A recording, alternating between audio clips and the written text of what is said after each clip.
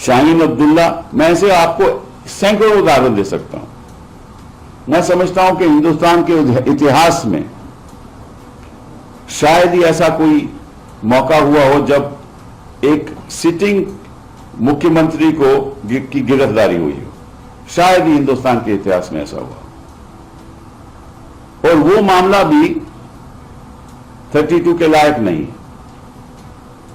हां, इतना जरूर होता अगर सुप्रीम कोर्ट हमें कहती कि आप अपना केस हमारे सामने रखिए, और केस सुनने के बाद सुप्रीम कोर्ट कह सकती थी इस मामले में हम इंटरफियर नहीं करना चाहते, आप हाई कोर्ट जाइए।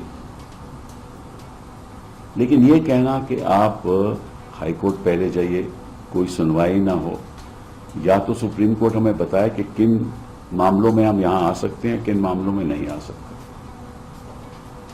तो अब होगा क्या? उनकी गिरफ्तारी हो गई, रिमांड हो गया, और मैं आपको बताता हूं क्या होने वाला है। इसको कोई ताज्जुब की बात नहीं, हमें तो पहले ही मालूम था कि ये देखिए, ये सरकार चाहती है कि कोई भी विपक्ष का मुख्यमंत्री अपने पद पे नहीं बैठे। अब ये अरविंद केजरीवाल के खिलाफ भी करेंगे।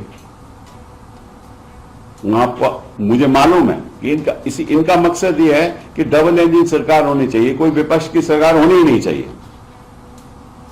डबल इंजन सरकार का तो मतलब यही है ना कि हमारी सरकार दिल्ली में भी और भाजपा की सरकार वहां भी। ये इनका मकसद है।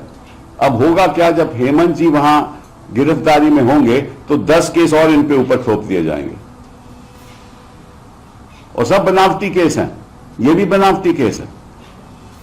10 थोप दिए जाएंगे और वो निकलेंगे नहीं, ताकि जब 2024 का इलेक्शन हो तो फायदा भाजपा को।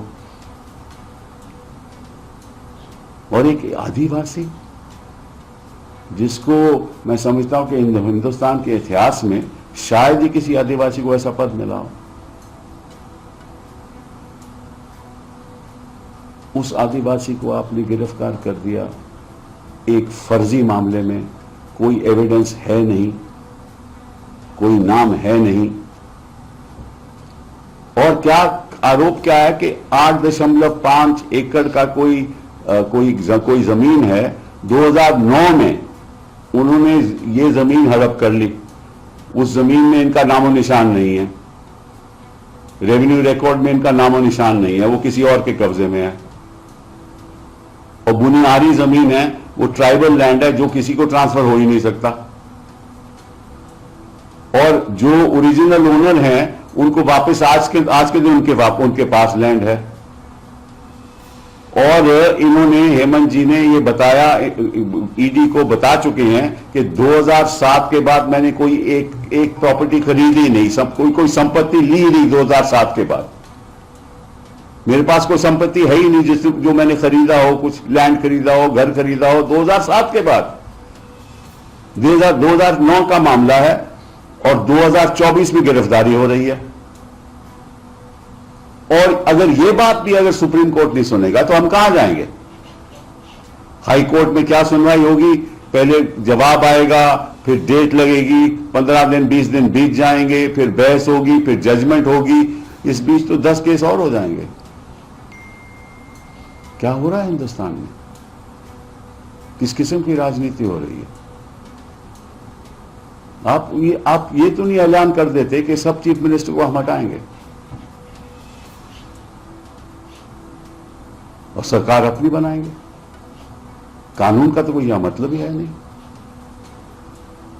और सुप्रीम कोर्ट भी हमें बताए कि कब आप, हमें पहले ही बता दीजिए कि आप करना चाहते हो या नहीं करना चाहते। 3 जज बिठाने का फायदा ही क्या है? अगर आपने सोचा कि इतना अहम मामला है कि एक चीफ मिनिस्टर की गिरफ्तारी हो रही है और 3 जज बैठ रहे हैं, तो फिर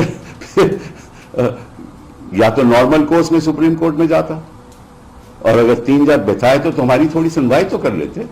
उसके बाद आप जो मर्जी, जो मैं आपको बता रहा हूं, अगर हम सुप्रीम कोर्ट के जजेस को बताते और ये बात हम रख पाते तो शायद